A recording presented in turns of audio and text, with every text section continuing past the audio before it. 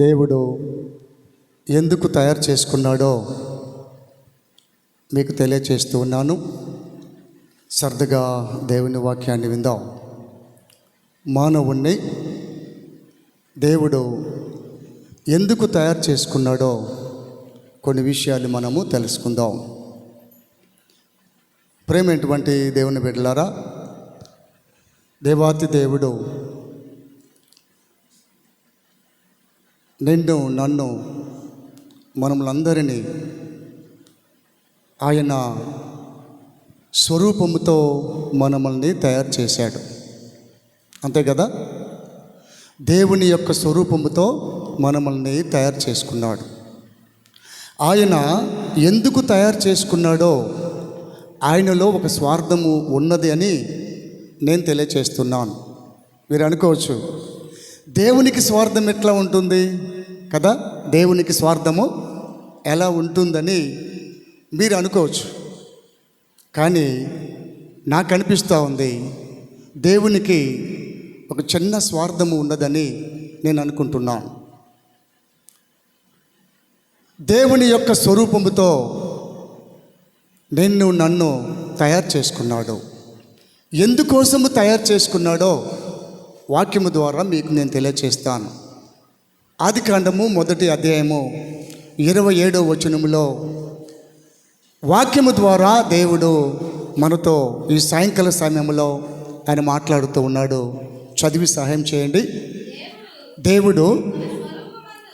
దేవుడు తన స్వరూపమందు నరుణ్ణి సృజించెను. చాలమ్మా, దేవుని యొక్క స్వరూపముతో నిన్ను నన్ను తయారు చేసుకున్నాడు. అంతే కదా, ఈ లోకములో జంతువులు ఉన్నాయి, అనేక జీవరాశులు ఉన్నాయి, పక్షులు ఉన్నాయి, కోట్ల జీవరాశులు ఈ భూలోకములో ఉన్నాయి.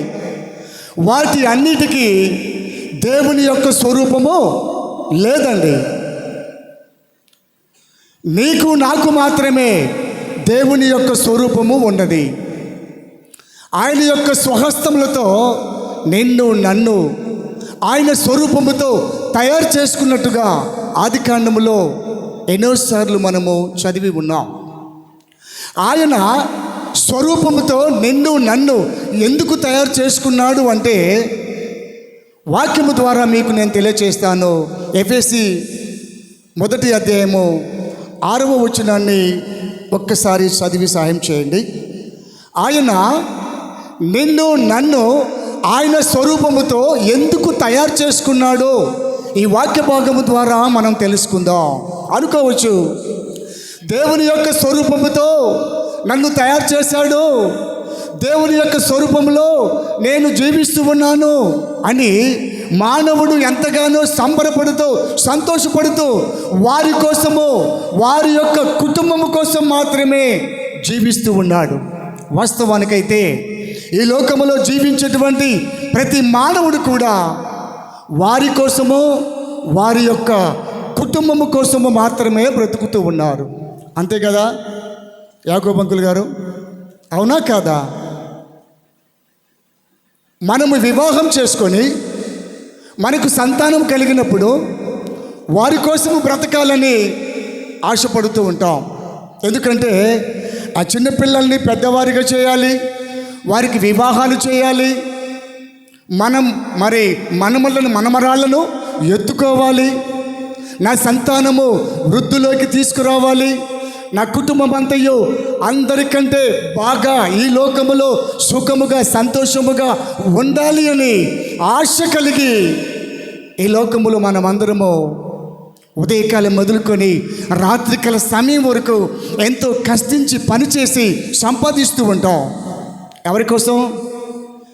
నీ కోసము, నీ యొక్క కుటుంబం కోసము. దేవుని బిడ్డలారు గమనించండి, దేవుని వాక్యం సెలవిస్తూ ఉంది, నీ కోసము కాదంట, నా కోసము కాదంట. మరి ఎవరి కోసము దేవుడు తన స్వరూపముతో తయారు చేసుకున్నాడో ఒకసారి చదవండి ఆ యొక్క వాక్యాన్ని. ఎట్లనగా తన ప్రియునియందు తాను ఉచితముగా మనకు అనుగ్రహించిన తన కృపా మహిమకు కీర్తి కలుగునట్లు తన చిత్త ప్రకారమైన దయా సంకల్పము చొప్పున యేసు క్రీస్తు ద్వారా తనకు కుమారులుగాను స్వీకరించుటకై మనములను ముందుగా తన కోసము నిర్ణయించుకొని మనము తన ఎదుట పరిశుద్ధులమగుటకు నిర్దోషులమై ఉండవల్లని ఈ జగత్తు పునాది వేయబడక మునిపే ప్రేమ చేత ఆయన క్రీస్తులో మనల్ని ఏర్పరచుకొనెను. దేవునికి మహిమ కలుగునుగాక. దేవుని బిడ్డలా గమనించండి, దేవుని యొక్క స్వరూపముతో నిన్ను నన్ను ఆయన ఎందుకు తయారు చేసుకున్నాడో ఈ వాక్యము ద్వారా మనం తెలుసుకుంటున్నాం. ఎందుకంటే మనములను మరి ఆయన దయా సంకల్పము చొప్పున ఏముందాం అక్కడ, తన చిత్త ప్రకారమైన దయా సంకల్పము చొప్పున యేసు క్రీస్తు ద్వారా తన కుమారులుగా స్వీకరించుటకై మనల్ని ముందుగా తన కోసమేనంట. ఎవరి కోసము? దేవుని కోసము నిన్ను నన్ను ఆయన స్వరూపముతో తయారు చేసుకున్నట్టుగా ఈ వాక్య భాగంలో చూస్తూ ఉన్నాం. దేవుని కోసమేనంట. చాలామంది అంటారు, నువ్వు బ్రతుకుతున్నావు ఎవరి కోసము అని అడిగినప్పుడు వారు అంటారు, నా పిల్లల కోసము అని. కదా, వాస్తవమే, పిల్లల కోసం బ్రతకాలి, సంతోషమే. అయితే ప్రియులారా, దేవుడు వాక్యము ద్వారా ఈ రాత్రికాల సమయంలో ఆయన మాట్లాడుతూ ఉన్నాడు. ఆయన కృపా మహిమకు కీర్తి కలుగునట్లుగా ఈ లోకములో ప్రతి మానవుడు జీవించాలి అంట. ఆయన కోసమే నిన్ను నన్ను ఆయన స్వరూపముతో తయారు చేసుకున్నట్టుగా ఈ వాక్య భాగములో మనం చూస్తూ ఉన్నాం. ఇప్పుడు చెప్పండి, ఎవరి కోసం అంటామా? ఎవరి కోసం చెప్పండి? ఈ మాటలు నా సొంత మాటలు కాదు, దేవుని వాక్యములో వ్రాయబడింది. మనములను ముందుగా తన కోసము నిర్ణయించుకొని మనము తన ఎదుట పరిశుద్ధులముగాను నిర్దోషులమై ఉండవల్లని జగత్తు పునాది వేయబడక మునిపే ప్రేమ చేత ఆయన క్రీస్తులో మనములను ఏర్పరచుకొనెను. ఆయన కోసమేనంట ఈ లోకములో పరిశుద్ధులుగా ఉండాలి అంట. ఈ లోకంలో తన ఎదుట నిర్దోషులుగా ఉండి ఆయన కృపా మహిమకు కీర్తి కలిగినట్లుగా ఈ లోకములో బ్రతకాలని దేవాతి దేవుడు ఆయన యొక్క స్వరూపముతో నిన్ను నన్ను తయారు చేసుకున్నాడు. ఆయన కోసమే బ్రతకాలి అంట, ఆయన కోసమే జీవించాలి అంట. ఆయనకు స్తుతి యాగములు చెల్లించేటువంటి వారుగా ఈ లోకములో ఆయన స్వరూపముతో జీవించినటువంటి ప్రతి ఒక్కరు కూడా ఆ విధంగా జీవించాలని దేవుడు తన స్వరూపముతో నిన్ను నన్ను తయారు చేసుకున్నట్టుగా ఈ మరి ఈ యొక్క వాక్య భాగంలో మనం చూస్తూ ఉన్నాం. అయితే మరి ఆయన కోసము మనం జీవిస్తూ ఉన్నామా? ఆయన కోసము జీవించాలి అంటే దేవుని సన్నిధిలో కనపడాలి, సంఘముగా కూడుకోవాలి, దేవుని సన్నిధిలో దేవునికి ఎల్లప్పుడూ స్తుతియాగములు చెల్లించేటువంటి వారుగా ఉండాలి. ఈనాడు దేవుని కోసము జీవిస్తూ ఉన్నామా? మన కోసము, మన యొక్క ఫ్యామిలీ కోసము జీవిస్తూ ఉన్నామా? మనకు మనముగా పరీక్షించుకుందాం. దేవాతి దేవుడు ఆయన స్వరూపముతో తయారు చేసి ఈ భూలోకంలో నిన్ను నన్ను ప్రాణముతో ఇంకా ఇంకా ఇంకా ఇంకా ఇంకా బ్రతికిస్తూ ఉన్నాడు. ఎందుకు బ్రతికిస్తూ ఉన్నాడు అంటే ఆయన కృపా మహిమకు ప్రతి ఒక్కరు కూడా కీర్తి కలుగునట్లుగా ఈ లోకములో మానవులు జీవించాలని ఆ దేవాతి దేవుడు ఆకాశంలో నుంచి ఈ భూలోక నివాసుల అందరి వైపును ఆయన చూస్తూ ఉన్నాడు. ఆయన చూస్తూ ఉన్నప్పుడు పనికి మాలిన మాటలు మాట్లాడుకుంటూ ఈ లోకములో మానవుడు జీవిస్తూ ఉన్నాడు అంట. పనికి మాలిన మాటలు ఒకసారి చూడండి, ఇర్మీయా గ్రంథము 8వ అధ్యాయము ఇర్మియా 8వ అధ్యాయము ఒక్కసారి గమనించి చూడండి. 8వ అధ్యాయము మరి 6వ వచనం అనుకుంటాను. అమ్మ చదువు నాన్న. నేను చెవియొగ్గి వారి మాటలు వినియున్నాను, దేవునికి మహిమ కలుగునుగాక. ఏముందమ్మ అక్కడ? నేను చెవియొగ్గి వారి మాటలు వినియున్నాను, పనికి మాలిన మాటలు వారు ఆడుకొనుచున్నారు. నేనేమి చేసిదనని చెప్పి తన చెడుతనమును గూర్చి పశ్చాత్తాపడు వాడొక్కడును లేకపోయెను.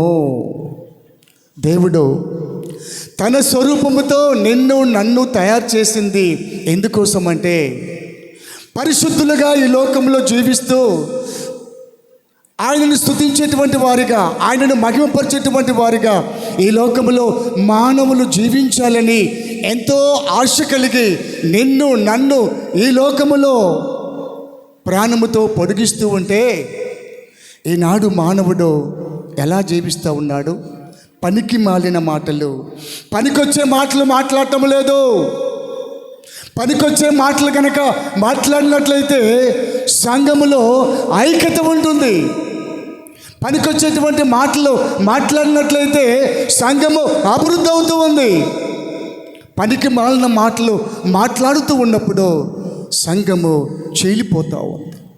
సంఘమే కాదండి, గ్రామాలే చీల్చబడతాయి, కుటుంబాలే చీల్చబడతాయి.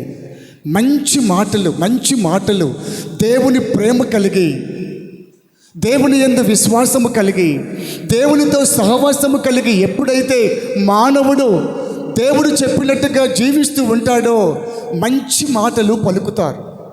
మంచి మాటలు పలికినప్పుడు సంఘము క్షేమాభివృద్ధిలోకి ముందంజలోకి వెళ్తూ ఉంది. పనికి మాలిన మాటలు మాట్లాడటం ద్వారా సంఘాలు చెదిరిపోతూ ఉన్నాయి.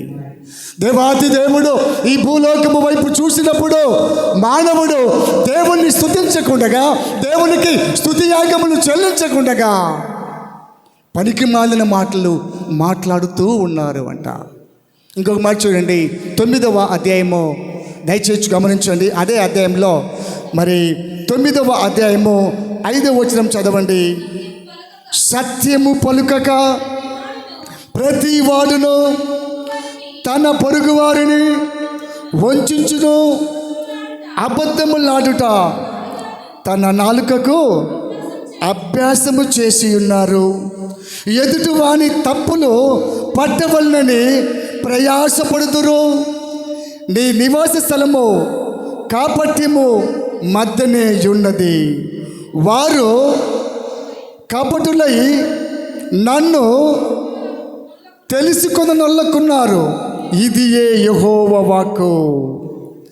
నా ప్రేమైనటువంటి దేవుని బిడ్డలారా గమనించండి. దేవాతి దేవుడు ఆయన స్వరూపముతో తయారు చేసుకున్నది ఈ లోకములో పరిశుద్ధులుగా ఉండి, నిర్దోషులుగా ఉండి, ఆయన కృపా మహిమకు కీర్తి కలుగునట్లుగా ఈ లోకములో మానవుడు జీవిస్తే ఆయన చూసి సంతోషపడాలి అని ఆయన స్వరూపముతో నిన్ను నన్ను తయారు చేస్తే ఈనాడు మానవుడు ఎలా జీవిస్తూ ఉన్నాడు? పనికి మాలిన మాటల ద్వారా దేవుణ్ణి ఆయాసపరుస్తూ ఉన్నాము. పనికి మాలిన మాటలు, నోరు తెరిస్తే మంచి మాటలు రావు. మంచి మాటలు నోరు తెరిచినట్లయితే సంఘాలు చీలిపోవటమే. దేవుని బిడ్డలారు గమనించండి. నేను చెవియొగ్గి వారి మాటలు వినియున్నాను అంటున్నాడు కదా. దేవాతి దేవుడు చూస్తూ ఉన్నాడు. ఆయన ఈ లోకములో మానవులుగా జీవించేటువంటి మనమందరిని కూడా ఆకాశంలో నుంచి భూలోక నివాసుల అందరి వైపును ఆయన చెవియొగ్గి ఆయన వినుచూ ఉన్నారు. మంచి మాటలు మాట్లాడుతూ ఉన్నారా? ఎలాంటి మాటలు మాట్లాడుతున్నారు? సంఘ క్షేమము కోసము మాట్లాడుతూ ఉన్నారా? కుటుంబాలు విడిపోయే మాటలు మాట్లాడుతూ ఉన్నారా? ప్రతి ఒక్కరి వైపు ఆయన చెవి ఎగ్గి వినుచూ ఉన్నారు. ఈ యొక్క వాక్య భాగంలో మనం గమనించినట్లయితే దేవుడు ప్రతి ఒక్కరిని చూస్తూ ఉన్నాడు, ఆయన చెవి ఎగ్గి వినుచూ ఉన్నాడు. అలాంటి సమయంలో మానవుడు దేవుని యొద్దకు రాక, దేవునితో సహవాసము చేయక, పనికి మాలిన మాటలు, పనికొచ్చే మాటలు మాట్లాడటం లేదు. ప్రతి మానవుడు కూడా చూడటానికైతే అందంగా ఉంటున్నాం, చూడటానికైతే చాలా చక్కగా ఉంటున్నాం. అయితే నోరు తెరిస్తే పనికొచ్చే మాటలు మాట్లాడటం లేదు. పనికొచ్చే మాటలు కనుక మాట్లాడినట్లయితే సంఘము ఐక్యపడుతూ ఉంది. ఇక్కడే కాదండి, ఈ లోకములో అనేక సంఘాలు ఉన్నాయి. సంఘాలు చీలిపోవటానికి కారణము మానవుడు మంచి మాటలు కనుక పలికినట్లయితే సంఘాలు చీలిపోవలసినటువంటి అవసరత లేదు, కుటుంబాలు చెదిరిపోవలసినటువంటి అవసరము ఉండదు. మంచి మాటలు కనుక నోటికొచ్చినట్లయితే, మంచి మాటలు చూడండి, అక్కడ దేవుడు వాక్యము ద్వారా మనతో మాట్లాడుతూ ఉన్నాడు. ఈ రాత్రికాల సమయంలో నేను చెవియకి వారి మాటలు విని ఉన్నాను, పనికి మాలిన మాటలు వారు ఆడుకొనుచున్నారు, నేనేమి చేసేదనని కొంతమంది చెప్పుకుంటూ ఉన్నారంట. నేనేమి చేశాను, నేనేమి మాట్లాడాను, మాట్లాడింది అన్నీ మాట్లాడేసి నేనేమి మాట్లాడినాను అనుకుంటూ ఉన్నారు. దేవుని బిడ్డలారా, ఈ రాత్రికాల సమయంలో గమనించండి, దేవుడు నన్ను తయారు చేసుకుంది నీ కోసము కాదు, నీ కుటుంబము కోసము కాదు. ఒక పెద్దమ్మని అడిగినాను, అమ్మా ఎంత వయసు నీ వయసు అన్నాను. నా వయసు 70 సంవత్సరాలు మనవడా అన్నది. మంచిదే. ఎంతమంది పిల్లలు పెద్దమ్మ అన్నాను. నాకు ఒక్కడే కొడుకయ్యా అనింది. మంచిదమ్మా. నాకు 25,000 నాకు పెన్షన్ వస్తుంది. నా కొడుకు ఎటువంటి పని చేసేవాడు కాదు. నా కొడుకుకు 3 పిల్లలు, ఏ పని చేసేవాడు కాదు. నా పెన్షన్ ద్వారా నా మనమన్ని, నా మనమరాళ్ళని, నా కోడళ్ళను, నా కొడుకును పోషించుకుంటూ ఉన్నాను. నేను బ్రతికేది నా కొడుకు కోడల కోసమే బ్రతుకుతున్నాను. నేను కనుక చనిపోయినట్లయితే నా పిల్లలు ఏమైపోతారో అని ఆమె అంటుంది. నేను బ్రతికేది నా యొక్క బిడ్డల కోసమే. మరి దేవుని వాక్యం ఏం సెలవిస్తూ ఉంది?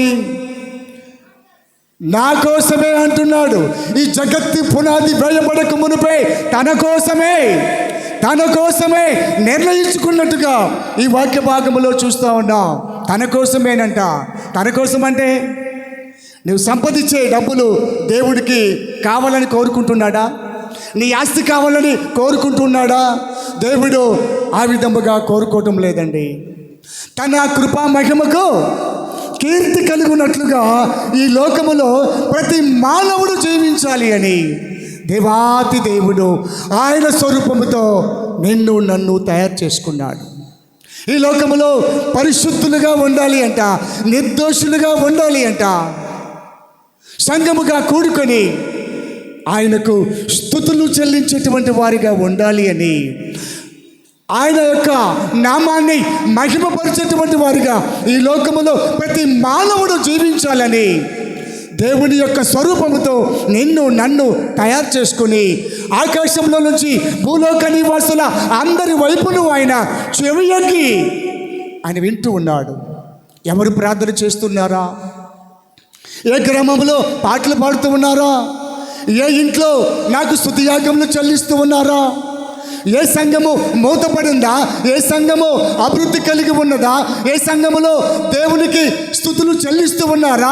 ప్రతి ఒక్కరిని ఆయన చూస్తూ ఉన్నాడు. దేవుని బిడ్డలారా, ఆయన చూసే దేవుడు, ఆయన మాట్లాడే దేవుడు.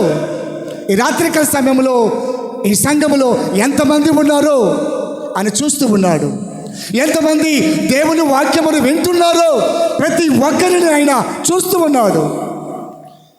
ఎవరి కోసము జీవిస్తూ ఉన్నారు? నీ కోసము జీవిస్తూ ఉన్నావా? దేవుని కోసము జీవిస్తూ ఉన్నావా? ప్రతి ఒక్కరిని ఆయన పరిశీలన చేసి చూస్తూ ఉన్నట్టుగా ఈ వాక్య భాగంలో మనం చూస్తూ ఉన్నాం. ఆయన స్వరూపముతో తయారు చేసుకుంది నీ కోసము కాదు, నీ కుటుంబం కోసము ఎంత మాత్రము కాదనే వాస్తవాన్ని ఈ వాక్యము ద్వారా మనం తెలుసుకుంటున్నాం. ఒక సేవకుడు ఉన్నాడు, వారి గురించి చెప్పాలని ఆశ కలిగి ఉన్నాను. పురుషోత్తమ చౌదరి అని మీరు విన్నారో లేదో, ఆయన అయితే దేవుని కోసమే జీవించాడు, దేవుని కోసమే బ్రతికాడు, దేవుని కోసమే చనిపోయినాడు. అలనాడు ఆదిమ అపోస్తలులైతే క్రీస్తు కొరకు జీవించారు, క్రీస్తు కొరకు వారు మరణించారు. దేవుని యొక్క శిష్యులు 12 మంది శిష్యులు ఈ ప్రపంచంలో నలుమూలల వారు దేవుని యొక్క సువార్త నిమిత్తమై జంటలు జంటలుగా వెళ్ళిపోయారు. తోమా మద్రాసు పట్టణంలో చనిపోయినాడు. అంతేనా పాస్టర్ గారు? అవునయ్యా? తోమా అని ఎక్కడ పుట్టిండో, ఏ ప్రాంతంలో పుట్టిండో, దేవుని యొక్క సువార్త నిమిత్తమై దేవుని యొక్క సువార్తను అనేక ప్రాంతాల్లో అందించాలని భార్య పిల్లల సహితము లెక్క చేయకుండా దేవుని కోసమే జీవించాలి, దేవుని కోసమే బ్రతకాలి. ఎందుకంటే ఆయన స్వరూపంతో నన్ను తయారు చేసుకున్నాడు. ఆయన స్వరూపంతో నన్ను తయారు చేసుకొని నాకు ప్రాణాన్ని పొడిగిస్తూ ఉన్నాడు. కాబట్టి నా ప్రాణము ఉన్నంత వరకు ఆయన సేవ చేయాలని తీర్మానం చేసుకొని దేవుని యొక్క శిష్యులు, ఆదిమ అపోస్తలులు, వారైతే వారికి ఉన్నటువంటి ఆస్తిపాస్తులు అమ్మివేసి, ఆస్తిపాస్తులు మరి అమ్మివేసి ఒక దగ్గర పెట్టి ఆ యొక్క ఆస్తుల్ని దేవుని యొక్క సువార్త నిమిత్తమై వారు ఖర్చు పెట్టారంట. అంతేనాయా? నేను చెప్పేది ఏమైనా తప్పుందా? ఆదిమ అపోస్తలులు వారికి ఉన్నటువంటి ఆస్తులన్నిటిని కూడా అమ్మి దేవుని యొక్క పాదాల ముందు పెట్టి ఆ యొక్క ఆస్తులని దేవుని యొక్క సువార్తకి ఉపయోగించారంట. మనమైతే ఆస్తులు సంపాదించుకుంటున్నాం, ఆస్తులు సంపాదించుకొని వాటిని కూడబెట్టుకుంటున్నాం. మంచిదే, నేను కాదంటం లేదు. కానీ దేవుని కోసము నీ ఆస్తిని ఉపయోగిస్తే నీవు ధన్యుడవు. ఆదిమ అపోస్తలులు అయితే వారికి ఉన్నటువంటి ఆస్తుల్ని దాచిపెట్టుకోలేదు. దేవుని సువార్త చేయాలి అనేటువంటి ఆలోచన కలిగి ఆస్తుల్ని అమ్మివేసి అనేక ప్రాంతాలకు వెళ్ళి సువార్తను ప్రకటించారు. వారు సువార్త నిమిత్తమై బయలుదేరి వెళ్ళారు, మరలా తిరిగి ఇంటికి రాలేదండి. సువార్త నిమిత్తమై ఎక్కడెక్కడో అక్కడక్కడే రాలిపోయారు. ప్రేమ కొరకు తమ జీవితాలను త్యాగం చేసిరి దేవుని పిల్లలు, ప్రేమ కొరకు తమ ఆస్తిపాస్తులు పంచిపెట్టిరా నాటి భక్తులు. చాలు చాలు బ్రదర్. ఆదిమ అపోస్తలులు అయితే దేవుని యొక్క సువార్త నిమిత్తమై ఈ ప్రపంచ నలుమూలలో వెళ్ళి సువార్తను అందించారు. కాబట్టి ఈనాడు ఈ మైకులు పెట్టుకొని ఘనముగా దేవుని సువార్తను మనం అందిస్తూ ఉన్నాం. వారు కనుక ఆనాడు ఆ త్యాగం చేయకపోయినట్లయితే ఈ రాత్రికాల సమయంలో యేసుక్రీస్తు గారు గురించి వాక్యమును ప్రకటించలేము. సంఘముగా కూడుకొని ఇంత బహిరంగముగా దేవుణ్ణి ఆరాధించలేము.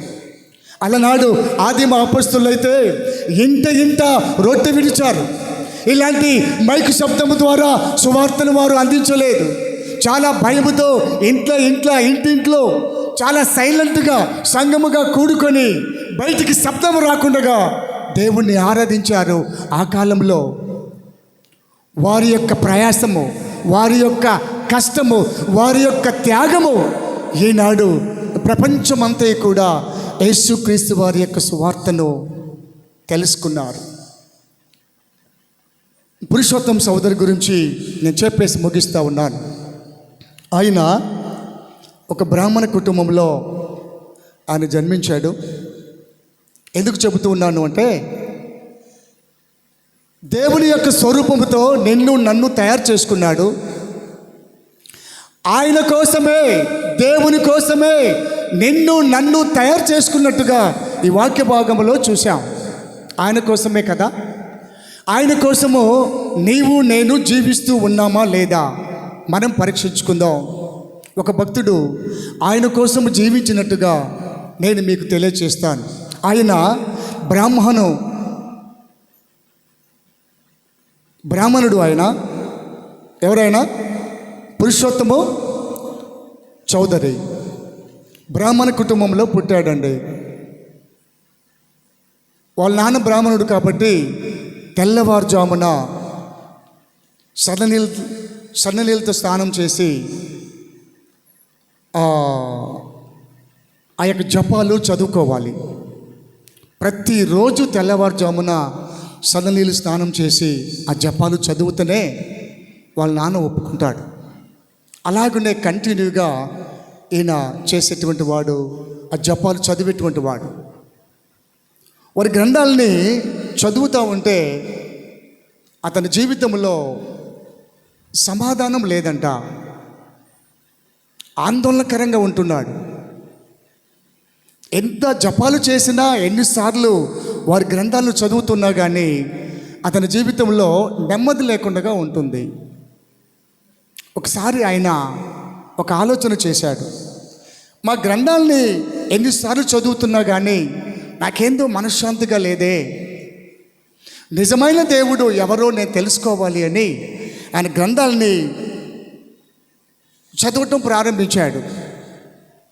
ఎన్ని గ్రంథాలని చదువుతూ ఆ పేజీలన్నిటిని తిప్పుతూ ధ్యానిస్తూ ఉంటే సరైనటువంటి మార్గము అతనికి అనిపించట్లేదంట. ఏం అర్థం కావట్లేదు. ఎంత ధ్యానించినా, ఎంత జపాలు చేసినా మనశ్శాంతి నాకైతే దొరకట్లేదు. నిజ దేవుడు ఎవరో నేను తెలుసుకోవాలి, నాకు అగపడాలి అనేటువంటి ఒక అన్వేషణ మీద ఆయన ఆలోచనలో ముందుకు సాగుతూ ఉన్నాడు. ఒకసారి సాయంకాల సమయంలో అలాంటి ఆలోచన కలుగుతూ ఆ దీక్షలో ఆయన వెళ్తూ ఉన్నాడు. వైజాగ్ ప్రాంతంలో ఆ బీచ్ ప్రాంతంలో నడుచుకుంటూ ఆలోచన చేసుకుంటూ వెళ్తూ ఉన్నాడంట. ఆ సమయంలో కాలికి ఒక కరపత్రిక తగిలింది. ఏంటా ఈ కరపత్రికని వంగి ఆ కరపత్రికను తీసుకొని చదివాడు. చదివేసరికి ఆ కరపత్రికలో ఒక వాక్యం రాయబడింది. నేనే దేవుడను, నేను తప్పక మరొక దేవుడు నీకు ఉండకూడదు. ఆజ్ఞలో మొదటి ఆజ్ఞ అనుకుంటా బ్రదర్, మొదటి ఆజ్ఞ.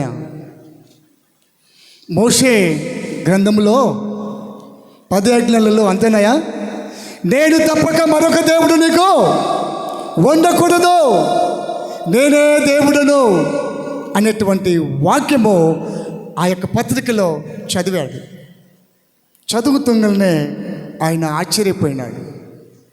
ఏంటా ఈ కరపత్రికలో నేనే దేవుడను, నేను తప్పక ఈ భూలోకంలో మరొక దేవుడు ఉండకూడదు అనే మాట వ్రాయబడింది. ఎవరు ఈయన అనే విషయాన్ని కొంచెం లోతుగా చూస్తే సర్వశక్తి కలిగినటువంటి దేవుడను నేనే, యేసుక్రీస్తు వారు నేనే దేవుడను అనేటువంటి మాటను ఆ పత్రికలో ఇంకొంచెం చదివినప్పుడు ఆ మాట వ్రాయబడింది. ఎప్పుడైతే ఆ మాట రాయబడిందో ఈయన ఎవరో నేను తెలుసుకోవాలి అనే విషయాన్ని గమనించి ఒక దేవుని సేవకుని దగ్గరికి వెళ్ళాడు. అయ్యా, యేసు ప్రభు నేనే దేవుడు అనేటువంటి మాటను మరి వ్రాయబడింది కదా, ఆయన గురించి నేను తెలుసుకోవాలి, ఏమైనా గ్రంథాలు ఉన్నాయా మీ దగ్గర అని అడిగినప్పుడు బైబిల్ గ్రంథం ఇచ్చాడు. దాన్ని తీసుకొని చదవటం ప్రారంభించాడు. ఇంటికెళ్ళి ఆ బైబిల్ని తీసుకొని చదువుతూ ఉంటే వారి నాన్నగారు ఒప్పుకోలేదు. ఒరే నాయనా, మన గ్రంథాలు వేరు, ఈ గ్రంథాలు వేరు. మన గ్రంథాలు నిజమైన గ్రంథాలు, ఈ గ్రంథాలు వాస్తవము కాదు. మన దేవుని పోగొట్టి యేసు ప్రభువు అని ఆ గ్రంథం చదువుతూ ఉన్నావేంద్ర బాబు, అది చదవబాకమని వాళ్ళ నాన్నగారు చెప్పారు. చెప్పినా వినకుండగా నేను చదవాలి, నేను తెలుసుకోవాలి, ఏ దేవుడు నిజమైన దేవుడు నాకెవరో అర్థం కావాలి అని బైబిల్ చదవటం ప్రారంభిస్తూ ఉంటే బైబిల్ గ్రంథాన్ని పట్టుకొని బైబిల్ గ్రంథము ఎప్పుడైతే చదవటం ప్రారంభించాడో అతని జీవితంలో నెమ్మది వచ్చేసింది. ప్రైజ్ ది లార్డ్, హల్లెలూయా, హల్లెలూయా. ఆయన గ్రంథాలను చదువుతూ ఉన్నప్పుడు అతని జీవితంలో నెమ్మది లేదు అంట, మనశ్శాంతి లేదంట. ఈ గ్రంథం చదువుతూ ఉంటే మనశ్శాంతి వచ్చేసింది. చదివే కొంది ఆయనకి ఇంకా నెమ్మది కలుగుతూ ఉంది. చదివాడు. ఈ గ్రంథం చదువుతూ ఉంటే నా జీవితంలో నెమ్మది కలుగుతూ ఉంది, ఆనందం కలుగుతూ ఉంది. నిజంగా యేసు ప్రభు దేవుడే అనే విషయాన్ని కొంత అర్థమైంది. ఇంకా చదవటం ప్రారంభించాడు. ఆది కాండం నుంచి ప్రకటన గ్రంథం వరకు చదివాడు. యేసు ప్రభు నిజమైన దేవుడనే విషయాన్ని ఇతను గుర్తించాడు. దేవునికి మహిమ కలుగును గాక, హల్లెలూయా. యేసు ప్రభువే నిజమైన దేవుడు అనే విషయాన్ని తెలుసుకున్నాడు. యేసు ప్రభు ద్వారా పరలోక రాజ్యము ఉన్నది. ఈ లోకములో యేసు ప్రభుని నమ్ముకొని బాప్తిసము తీసుకున్నట్లయితే, బాప్తిసము ద్వారా పాపాలు కడిగి వేసుకున్నట్లయితే పరలోక రాజ్యము యుగ యుగాలు జీవించేటువంటి పరలోక పట్టణము ఉన్నది. ఆ పట్టణమే శాశ్వతమైనది అనే విషయాన్ని ఈయన తెలుసుకున్నాడు. ఎవరైనా పురుషోత్తము చౌదరి తెలుసుకున్నాడు. ఆలస్యం ఇక చేయకూడదు, బాప్తిసము తీసుకోవాలి. ఎందుకంటే రేపేమి సంభవించునో నీకు తెలియదు, నాకు తెలియదు. ఈ రాత్రే చనిపోయినట్లయితే నరకానికి వెళ్ళిపోతాను. పరలోక రాజ్యము, నిత్య రాజ్యాన్ని నేను పొందుకోవాలి. త్వరపడి బాప్తిసము తీసుకుందామని తీర్మానం చేసుకున్నాడు. వెంటనే దగ్గరలో సేవకుడు ఉంటే సేవకుడి దగ్గరికి వెళ్ళి, అయ్యా నాకు బాప్తిసము కావాలి అన్నాడు. ఆశ్చర్యపోయినాడు.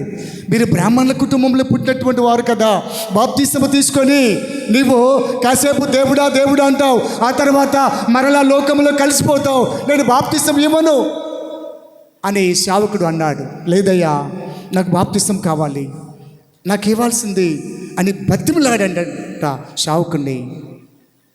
చేసేదేం లేక బాప్తిసం ఇచ్చాడు. ఎప్పుడైతే బాప్తిసము తీసుకున్నాడో పరిశుద్ధాత్మతో నింపబడ్డాడు. ప్రైజ్ ది లార్డ్, హల్లెలూయా. అపొస్తలుల కార్యములు 2వ అధ్యాయము 28వ వచనం లేక 48వ వచనములో వ్రాయబడింది, పేతురు మీరు మారు మనసు పొంది బాప్తిసము పొందండి, అప్పుడు పరిశుద్ధాత్మ అనువరము మీరు పొందుకుంటారు. బాప్తిసము తీసుకున్నాడు, పరిశుద్ధాత్మ శక్తితో నింపబడ్డాడు. ఆయన వెంటనే ఇంటికి వచ్చేసాడు. ఇంటికి వచ్చి ఇంటి దగ్గర పాటల ద్వారా దేవుని స్తుతిస్తూ ఉన్నాడు. తల్లిదండ్రులకైతే కత్తితో పొరిసినట్టుగా వారికి అనిపిస్తూ ఉంది. ఒరేయ్, నువ్వేంట్రా బాబు ఇలా మారిపోయినావు, ఎట్లా మారిపోతావని నేనైతే ఊహించలేదు. ఉన్నట్టు ఉండి ఒక్కసారిగా యేసు యేసు యేసు యేసు యేసు అని ఆయనతో సహవాసం చేస్తూ ఉన్నావు. తల్లిదండ్రులకి బాధ కలిగింది.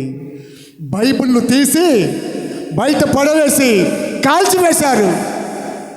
ఆయన యొక్క తల్లిదండ్రులు కాల్చివేసినా కానీ మరలా బైబిల్ తెచ్చుకొని చదువుతూ ఉన్నాడు. వారందరూ నిద్రపోతున్నప్పుడు దొంగతనంగా లేచి బైబిల్ చదువుకుంటూ ఉంటాడంట. ఇంట్లో వారిని ఎలా మరిపించగలము? వారికి అర్థమైపోయింది, యేసు ప్రభు పిచ్చి బాగా పుట్టింది వీడికి, ఇక లాభం లేదు, వీడి ఇంట్లో ఉన్నట్లయితే మనకి నామోసి కలుగుతూ ఉంది. చుట్టుపక్కల వారందరూ కూడా మమ్మల్ని తక్కువ చూపు చూస్తూ ఉన్నారు. నీ కొడుకు యేసు ప్రభు నమ్ముకున్నాడు కదా అని హేళన చేస్తూ ఉన్నారు. ఇలాంటి కొడుకు ఉన్న ఒకటే లేకపోయినా ఒకటే అనుకున్నారు. భార్య భర్తలు ఇద్దరు ఒక ఆలోచన కలిగారు, చంపేద్దాం, అన్నములో విషం పెట్టి చంపేద్దామని అన్నములో విషం పెట్టేశారు. ఆయనకేం తెలుసు పాపం, తిన్నాడు. తిని కాసేపు ఉండగానే ఆయనకి నీరసం వచ్చేస్తూ ఉంది. ఏదో ఆయనకి హెల్త్ సరిగా లేనట్టుగా అగపడింది. దేవుని సేవకుని దగ్గరికి వెళ్ళారు. ఇలాంటి నీలంబరం అయ్య గారు లాంటి వారు దేవుని సేవకులు ఉంటే వారి దగ్గరికి వెళ్ళి, అయ్యా నువ్వు నాకు బాప్తిసం ఇచ్చావు కదా, నాకేదో కొంత అనారోగ్యంతో ఉన్నాను, ప్రార్థన చేయమని పోయి అడిగాడు. కన్నీటితో వారి నిమిత్తమై సేవకుడు ప్రార్థన చేశాడు. దేవుని మహాకృపను బట్టి ఆయనకు బాగైంది. దేవునికి మహింపడదామా? హల్లెలూయా, హల్లెలూయా. విషము పెట్టి చంపుదామని వారు ఎంతో ప్రయత్నం చేస్తే ఆ విషయాన్ని దేవుడు తీసివేశాడు. ఆ విషము ద్వారా చనిపోకుండా దేవుడు స్వస్థపరిచాడు. ఇంటికి వచ్చేసాడు మరలా. ఒరేయ్ ఇది చచ్చిపోతాడని చెప్పేసి అంత విషం వేస్తే పాశములో నెయ్యేసి ఇంత విషమేషం, చచ్చిపోయినాడు అనుకుంటే బ్రతికొచ్చాడు అని తల్లిదండ్రులు ఆశ్చర్యపోయినారు. ఇక లాభం లేదు, ఈడు ఇంట్లో ఉంటే పనికిరాడని ఇంట్లో నుంచి గెంటి వేశారంట. నువ్వు యేసు ప్రభుని నమ్ముకోకుండా, యేసు ప్రభు దేవుడని ఇంట్లో ప్రార్థన చేయకుండా ఉన్నట్లయితే మా ఇంట్లో ఉండు, లేకపోతే మా ఇంట్లో నువ్వు పనికిరావు, చచ్చిపోయినావని మేము అనుకుంటాం అని తరిమేశారు. బైబిల్ పట్టుకున్నాడు, ఒక చొక్కా, పంచ, మెడ మీద టవలు, అంతవరకు మాత్రమే తీసుకొని బయలుదేరాడు. యెహోవా నా మొర లాలించెను. ఈ పాట రాదనుకో, నాకు జస్ట్ చూపిస్తూ ఉన్నాను. ఆంధ్ర క్రైస్తవ కీర్తనలు పాటలు మొత్తము ఆయనే రచించింది. అంతేనా నీలంబరాయ గారు కదా? ఆంధ్ర క్రైస్తవ కీర్తనలలో చాలా వరకు అద్భుతమైనటువంటి పాటలు రచించింది ఆయనే. దేవుని నామానికి మహిమ కలుగును గాక. హల్లెలూయా. పంచ చొక్క బైబిల్ పట్టుకొని ఇక బయలుదేరాడు. పోతూ పోతూ ఎక్కడైతే ఒక విలేజ్ కనిపిస్తూ ఉందో ఆ విలేజ్లోకి వెళ్ళి వెతికి పెట్టల కాడ ఎవరైనా పనిచేస్తున్నారా వారి దగ్గరికి వెళ్ళి, యేసు ప్రభు దేవుడు, యేసు ప్రభు నమ్ముకోండి, ఆయనే నిజమైన దేవుడు, ఆయన ద్వారా మాత్రమే పరలోక రాజ్యము, ఆయన ద్వారా మాత్రమే రక్షణ, ఏరే దేవుని ద్వారా రక్షణ మీకు కలగదు, యేసు ప్రభువే అని వారి దగ్గరికి వెళ్ళి యేసు ప్రభు గురించి సువార్తను అందించటం ప్రారంభించాడు. ఎక్కడ 10 మంది ఉంటే అక్కడ యేసు ప్రభు గురించి బోధించటం అని ప్రారంభించాడు. దేవుని బిడ్డలారు గమనించండి, పరిశుద్ధాత్మ శక్తితో నింపబడి ఉన్నాడు కాబట్టి ఆయన మాట్లాడుతూ ఉంటే ఆయన మాటలకి అనేక మంది ఆకర్షింపబడుతూ ఉన్నారు. పెంతెకొస్తు పండుగ నాడు పేతురు ప్రార్థన చేసినప్పుడు ఎంతమంది రక్షింపబడ్డారో మీరే చెప్పాలి. ఎంతమంది అమ్మా? 2 3 ఎంతమంది అయ్యా? గట్టిగా చెప్పరా? 3000 మంది రక్షింపబడ్డారు. పేతురు ప్రసంగిస్తే పరిశుద్ధాత్మతో ఆయన ప్రసంగించినప్పుడు 3000 మంది బాప్తిసాలు తీసుకున్నారు. అంత శక్తి, అంత బలము ఆనాడు పేతురికి ఇచ్చాడు. ఈ యొక్క పురుషోత్తం చౌదరి కూడా ఆయన మాట్లాడుతూ ఉంటే అనేక మంది ఆకర్షితులై దేవుని వాక్యమును శ్రద్ధగా వింటున్నారు. అక్కడ సంఘాన్ని స్థాపించి మరొక ప్రాంతానికి వెళ్తాడు. కాలి నడకతోటే, బస్సులు లేవు, బైకులు లేవు, కార్ల మీద పోయేవాడు కాదు. ఇంట్లో ఆయనకి డబ్బులేమి ఇవ్వలేదు, బైబిల్ మాత్రమే పట్టుకొని బయలుదేరాడు. నడుచుకుంటూ పోతూ మార్గ మధ్యములో ఎక్కడైతే గ్రామము కనబడుతుందో ఆ గ్రామంలో యేసు ప్రభు గురించి స్వార్థను అందించి అక్కడ సంఘాన్ని స్థాపించి వారికి వాక్యాన్ని బోధించి మరలా ఇంకొక గ్రామానికి వెళ్తాడు.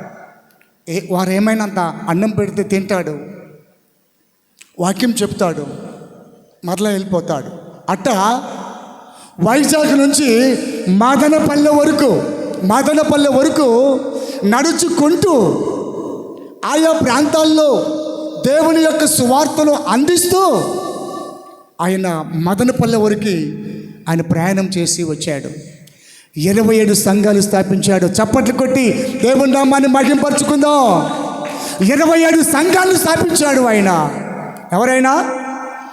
పురుషోత్తమ చౌదరి 27 సంఘాలను స్థాపించి మరలా తిరిగి కాలి నడకతోటే మరలా ఒకసారి ఆలోచన చేశాడు. నా గ్రామంలో నా స్నేహితుడు ఉన్నాడు, నా స్నేహితుడికి యేసు ప్రభు గురించి నేను తెలియచెప్పాలి, నా ప్రాణము పోయేలోపే నా స్నేహితులు కూడా యేసు ప్రభు మార్గంలోకి నడిపించాలి, నా మాట వింటాడు అనే ఆలోచన కలిగి మరలా నడుచుకుంటూ ప్రయాణమై వైజాగ్ ప్రాంతంలోకి ఆ మార్గంలో ఎన్ని సంఘాలను అయితే స్థాపించాడో మరలా ఆ సంఘాలని దర్శించుకుంటూ, అంతే కదా, ఆ సంఘాలని మరలా దర్శించుకుంటూ వారిని ప్రోత్సహిస్తూ వారికి ప్రార్థన చేస్తూ వాక్యం చెబుతూ ఆ సంఘాన్ని బలపరుస్తూ మదనపల్లె నుంచి మళ్ళా వైజాగ్కు వెళ్ళటము అని ప్రారంభించాడు. చొక్కా మాసిపోయింది, పంచ మాసిపోయింది, టవలు మాసిపోయింది, గడ్డం పెరిగింది, జుట్టు పెరిగింది. విశ్వాసులు వాక్యం వింటున్నారు, దేవుని యొక్క వాక్యం వింటున్నారు, కానీ ఆయన పరిస్థితిని అర్థం చేసుకోలేదు. సేవకుడు మన మధ్యకు వచ్చాడే, ఎవరి వారో, ఎక్కడి వారో, ఏ ప్రాంతము వారో మన మధ్యకు వచ్చి యేసు ప్రభు గురించి బోధిస్తూ ఉన్నాడు, ఆయన తిన్నాడా లేదా ఆలోచన చేయలేదు. కనీసము ఛార్జీకి డబ్బులు ఉన్నాయా లేదా ఆలోచన చేయలేదు. చెప్పులు ఉన్నాయా లేదా ఆలోచన చేయలేదు. బట్టలు ఉన్నాయా లేదా ఆలోచన చేయలేదు. అలనాడు ఇంత ఎడ్యుకేషన్ లేదు, ఇంత అభివృద్ధి అప్పట్లో లేదనుకుంటాను. దేవుని సేవకుడు వచ్చాడు, వాక్యం చెప్పాడు, వెళ్ళిపోతున్నాడు, ఇక అంతే. వారి గురించి, వారి యొక్క బాగోగుల గురించి ఆలోచన చేయలేదు. పంచ మాసిపోయింది, చొక్క మాసిపోయింది, గడ్డము భయంకరంగా పెరిగింది, జుట్టు పెరిగింది. ఒక పిచ్చివాడిలాగా వైజాగ్ ప్రాంతానికి ఆయా సంఘాలను దర్శించుకుంటూ బలపరుస్తూ వైజాగ్కు వెళ్ళాడు. వారున్నటువంటి ప్రాంతంలోకి నడుచుకుంటూ వారి ఇంటి మీదికినే పోవాలి అంట. వారి స్నేహితులు ఇంటి మీదకి పోతూ ఉంటే భార్య ఉన్నది కదా, భార్య దూరంగా నుంచి చూసిందంట.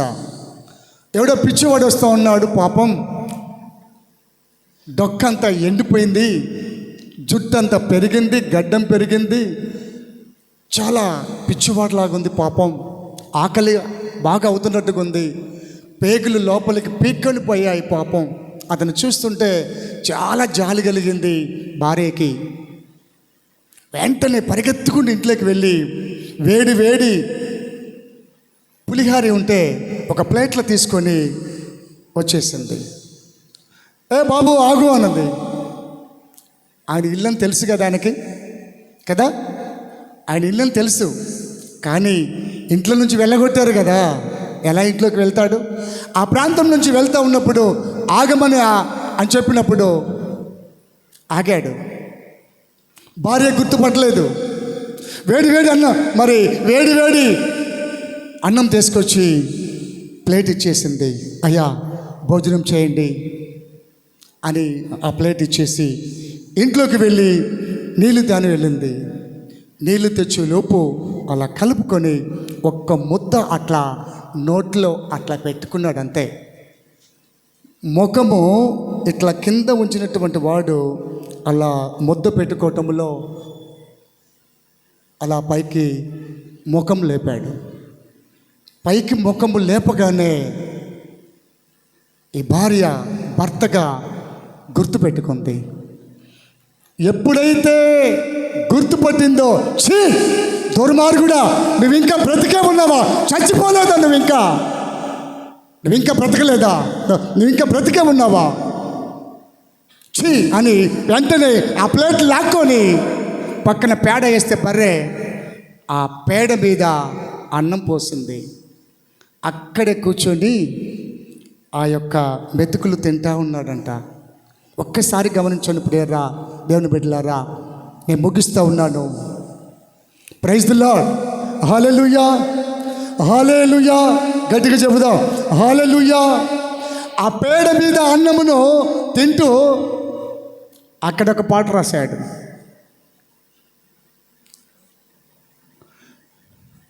ఉన్న పాటున నేను వచ్చుచున్నాను అనేటువంటి పాట. ఆ పేడ మీద ఆ మెతుకులు తీసుకొని తింటా ఉంటే ఆ చుట్టుపక్కల ప్రజలు మొత్తం వచ్చేసారు. ఒరే నాయనా, ఏమి గతి పట్టిందిరా నీకు? యేసు ప్రభువుని నమ్ముకొని, యేసు ప్రభువుని నమ్ముకోకపోతే ఈ చుంపురు చుట్టూ ఉండేది కాదు కదా. మీ తండ్రికి ఒక్కడే కొడుకువు, ఆస్తులు ఎంతో ఉన్నాయి. ఏమిటి ఈ బ్రతుకు? ఏంటి ఇలాంటి బ్రతుకు బ్రతుకుతూ ఉన్నావు? యేసు ప్రభు ఒక్కసారి దూషించి నువ్వు వచ్చినట్లయితే నీ తండ్రి ఇంట్లోకి చేర్చుకుంటాడు, ఐశ్వర్యవంతుడిగా నువ్వు ఉంటావు కదా, ఎందుకురా ఈ కర్మ అని చుట్టుపక్కల వారందరూ కూడా అతను చూసి బాధపడుతూ ఉన్నారు. ఆయన అంటున్నాడు, ఇదొక శ్రమ నాకు. ఈ పేడ మీద తినేటువంటి ఈ యొక్క అన్నం తింటే నాకు శ్రమ కాదండి.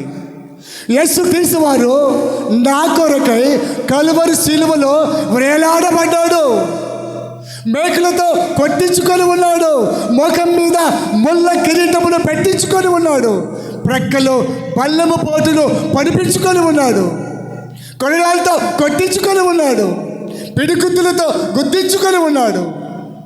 నా కోసము యేసుక్రీస్తు వారు అంత త్యాగం చేస్తే నేను పడే కష్టము ఇదొక పెద్ద గొప్ప విషయమా? యేసుక్రీస్తు వారు నా కోసము ఎంతో ఎంతో త్యాగం చేస్తే ఈ త్యాగము ఆ త్యాగములో ఎంత అని వారితో సమాధానం చెప్పటము జరిగినది. దేవుని బిడ్డలారు గమనించండి. పురుషోత్తం చౌదరి, ఆయన గురించి ఇంకా చెప్పుకుంటూ పోతే 3 రోజులు పడుతూ ఉంది. ఎందుకు చెబుతూ ఉన్నాను అంటే, నన్ను దేవాతి దేవుడు ఎందుకు తయారు చేసుకున్నాడు, ఆయన స్వరూపముతో నన్ను ఎందుకు తయారు చేసుకున్నాడు అంటే, ఈ లోకంలో ఆయనను మాత్రమే మహిమపరచాలి, దేవునికి మాత్రమే స్తుతియాగములు చెల్లించాలి, నీవు నీ యొక్క కుటుంబముతో దేవుణ్ణి ఘనపరిచేటువంటి వారిగా ఉండాలి అని దేవుని యొక్క స్వరూపముతో నన్ను తయారు చేసుకున్నాడు. నువ్వు దేవుని కోసం జీవిస్తూ ఉన్నావా? నీ కోసము జీవిస్తూ ఉన్నావా? ఈ రాత్రికాల సమయంలో పరీక్షించుకుందాం. పురుషోత్తం చౌదరి అయితే ఆస్తులు లెక్క చేయలేదు, భార్యను లెక్క చేయలేదు, తల్లిదండ్రులు లెక్క చేయలేదు, దేవుని కోసము జీవించాడు. 27 సంఘాలు స్థాపించాడు, క్రీస్తు కొరకే బ్రతికాడు, క్రీస్తు కోసమే ఆయన మరణించాడు. సుఖభోగాలు ఆయన అనుభవించలేదు. ఒక్క చొక్క మీదనే అనేక దినాలు దేవుని సువార్తను ప్రకటించి మరణము వరకు సువార్తను ప్రకటించి ఆయన చనిపోయినాడు. పరలోక రాజ్యములో యుగాలు ఉండటానికి ఈ లోకంలో ఆయన ఒక టికెట్ కొన్నాడు. రాత్రికాల సమయంలో సంఘక్షేమము కోసమై ఈ యొక్క ప్రత్యేకమైనటువంటి కూడికను దేవుని సేవకులు ఏర్పాటు చేశారు. సంఘక్షేమము. ఇలాంటి ప్రార్థన కూడికలు జరుగుతూ ఉంటే సంఘము అభివృద్ధి అవుతూ ఉంది, ఆత్మీయముగా బలపడుతూ ఉంటాం. దేవుని కోసము జీవించటానికి మనం ప్రయత్నం చేద్దాం. ఆదిమ అపొస్తలులైతే దేవుని కోసము జీవించి హతసాక్షులైనారు. అంత త్యాగం చేయలేకపోయినా కానీ కనీసం దేవుని కోసము నీ సంపాదనలో కొంచెమైనా దేవుని పరిచర్య కోసమై ముందుకొస్తున్నావా? కొంత సమయాన్ని కేటాయించి దేవుని సన్నిధిలో సంఘముగా కూడుకొని దేవుణ్ణి ఆరాధించటానికి సమయాన్ని ఇస్తా ఉన్నావా? సోదరా సాగిరా, సోదరి కదలిరా, క్రీస్తు ప్రేమ పంచెందుకు కదలిరా, తండ్రి ప్రేమ తెలిపెందుకు తరలిరా. సోదరా సాగిరా, సోదరి కదలిరా, క్రీస్తు ప్రేమ పంచెందుకు కదలిరా, తండ్రి ప్రేమ తెలిపెందుకు తరలిరా. యేసునే ఎరుగని అన్నలు అడవులలో అల్లాడుతున్నారు. యేసునే ఎరుగని అన్నలు అడవులలో అల్లాడుతున్నారు. ఎలుదామా వారి చెంతకు, క్రీస్తు సువార్త ప్రకటించుటకు. ఎలుదామా వారి మధ్యకు, తండ్రి ప్రేమ ప్రకటించుటకు. ఎల్లలేకపోతే ఇంకెవరినైనా పంపు, ఎల్లలేకపోతే ఇంకెవరినైనా పంపు, వెళ్ళే వారికినైనా ప్రార్థించి పంపు. తమ్ముడా కదలిరా, చెల్లిలా కదలిరా, క్రీస్తు ప్రేమ పంచెందుకు కదలిరా, తండ్రి ప్రేమ తెలిపెందుకు తరలిరా. రాయలసీమ రక్తముతో తడిసి రుద్రభూమిగా మారుతున్నది. రాయలసీమ రక్తముతో తడిసి రుద్రభూమిగా మారుతున్నది. బాంబు స్ప్రేలులతో భయభీతుల జనులకు, బాంబు స్ప్రేలులతో భయభీతుల జనులకు చెబుతామా శాంతి సందేశం. ప్రభువైన క్రీస్తు ప్రబోధం.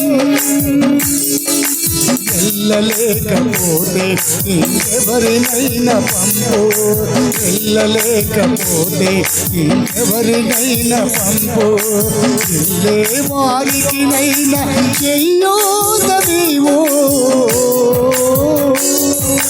తమ్ముడా కదలిరా, చెల్లిరా కదలిరా, క్రీస్తు ప్రేమ పంచెందుకు కదలిరా, తండ్రి ప్రేమ తెలిపెందుకు తరలిరా. వర్ష రాష్ట్రంలోన క్రైస్తవులు హతసాక్షులై బలవుతున్నారు. వర్ష రాష్ట్రంలోన క్రైస్తవులు హతసాక్షులై బలవుతున్నారు. వెళుతావా వారి మధ్యకు, తండ్రి ప్రేమ తెలిపేందుకు వెళుతావా వారి చెంతకు, క్రీస్తు ప్రేమ ప్రకటించుటకు. వెళ్ళలేకపోతే ఎవరినైనా పంపు, వెళ్ళలేకపోతే ఎవరినైనా పంపు, వెళ్ళే వారికి నైనా చేయూత నీవు. సోదరా సాగిరా, సోదరి కదలిరా, ప్రేమ పంచెందుకు కదలిరా, తండ్రి ప్రేమ తెలిపేందుకు తరలిరా. కదా రాత్రికాల సమయంలో దేవుడు మనల్ని ఎందుకు తయారు చేసుకున్నాడో వాక్యము ద్వారా మీకు తెలియచేశాను. ఇప్పుడు చెప్పండి, ఎందుకోసమమ్మా? ఎందుకోసం చెప్పండి? మేము నిద్రలు పోతున్నాం, ఇంకా మేమేం చెప్పగలము అంటున్నారు. కానీ మత్తులో ఉన్నట్లయితే గమ్మత్తుగా చిత్తవుతారంట. మత్తులోన ఉన్నావా సోదరా, నిద్ర మత్తులోన ఉన్నావా సోదరి, ఆ మత్తులోన పడితే గమ్మత్తుగా చిత్తవుతావు. మత్తులోన ఉన్నావా తమ్ముడా, అలనాడు సంసోను మత్తులోన పడ్డాడు. ఢిల్లీలా ప్రేమ కథలు వినుకుంటూ కునికాడు. ఆ తర్వాత ఏమైంది? చివరికి తన ప్రాణాలని మత్తులో ఉన్నట్లయితే చాలా ప్రమాదంలో ఎదుర్కొంటాం. దేవుని వాక్యము బలమైనది, శక్తివంతమైనది. దేవుని వాక్యము మన జీవితాలని మార్చివేస్తూ ఉంది. మీకు చెప్పాను కదా, ఇదే పరిశుద్ధ గ్రంథాన్ని చింపి కొట్టా నేనైతే దేవుడు యాడ ఉన్నాడు అని. అదే గ్రంథాన్ని పట్టుకొని బోధిస్తూ ఉన్నాను అంటే దేవుని యొక్క శక్తి నేను తెలుసుకున్నాను. దేవునిలో నేనైతే చాలా సంతోషంగా ముందుకు సాగుతూ ఉన్నాను. దేవుని కోసమే జీవించాలని నేనైతే తీర్మానం చేసుకొని దేవుని పని కోసమై నేనైతే ఉపయోగపడుతూ ఉన్నాను. నాతో పాటు ఈ లోకంలో జీవించేటువంటి ప్రతి ఒక్కరిని కూడా దేవాతి దేవుడు చూస్తూ ఉన్నాడు. నా కోసం జీవిస్తూ ఉన్నారా? ఆయన చెవికి ప్రతి ఒక్కరి వైపు చూస్తూ ఉన్నాడు. పనికి మాలిన మాటలు మాట్లాడుతూ ఉన్నారు అంట. ఆ పనికి మాలిన మాటలు కట్టి పడేద్దాం, మంచి మాటలు పలుకుదాం. దేవుని పరిచర్య కోసమై, సంఘ క్షేమం కోసమై, సంఘ అభివృద్ధి కోసమై మంచి మాటలు పలుకుతూ సంఘములో ముందుకు సాగుతూ దేవుని కోసము జీవించడానికి ఈ 2025 సంవత్సరంలో తీర్మానం చేసుకొని ముందుకు సాగినట్లయితే సంఘాన్ని బట్టి, మిమ్మల్ని బట్టి, మీ యొక్క కుటుంబాన్ని బట్టి దేవుడు సంతోషపడతాడు. ఈ రాత్రికాల సమయంలో మరి మీకు మరొకసారి మనవి చేస్తున్నాను, చక్కటి దైవ సేవకుణ్ణి దేవుడు మాత్రమే మీకు కలగ చేశాడు. దేవుని స్తోత్రం చెబుదాం. హల్లెలూయా, హల్లెలూయా. పౌరుషము కలిగి పట్టు విడువక సంఘము కోసమై త్యాగము చేసేటువంటి దేవుని సేవకులు ఈనాడు అరుదు. ఇది వాస్తవం. అనేక సంఘాలను చూస్తూ ఉన్నాం దీనికోసం కదా, కడుపు నింపుకోవడం కోసమై మరికొంతమంది సేవలు ముందుకు సాగుతూ ఉన్నారు. నేను విమర్శించటం లేదు, ఉన్నారా లేదా? ఉన్నారు. మరికొంతమంది ఆత్మల భారము కలిగి ఆత్మల్ని రక్షించాలి, పరలోక రాజ్యానికి సంఘాన్ని సిద్ధము చేయాలి, ఆరాటపడి ఒక ఆశయముతో పనిచేసేటువంటి దేవుని సేవకులు అరుదు. ఈ దినమున దేవుడు మీకు ఒక గొప్ప సేవకుణ్ణి దేవుడు మాత్రమే మీకు అనుగ్రహించారు. ఆ సేవకుణ్ణి సద్వినియోగపరచుకోండి. పనికి మాలిన మాటలు వద్దు, కట్టి పడేద్దాం. మంచి మాటలు పలుకుతూ సంఘ క్షేమాభివృద్ధి కోసమై మనము సిద్ధపాటు కలుగుదాం. ఇలాంటి ప్రార్థన కూడికలు ఎన్నో జరుపుతూ ఈ సంఘము విరదంతలు, ముప్పదంతలు, నూరంతలుగా ఫలించునుగాక. ఆమేన్, ఆమేన్. ఇంతవరకు చక్కగా దేవుని మాటలు విన్నందుకై మీ అందరికీ నా హృదయపూర్వక వందనాలు తెలియచేస్తూ ఈ మాటలతో ముగిస్తూ ఉన్నాను. చాలా సమయం తీసుకున్నందుకై మరి మీరైతే ఏమనుకోరు, ఎందుకంటే మీరు బలము కలిగి దేవునిలో ముందుకు సాగుతూ ఉన్నారు కాబట్టి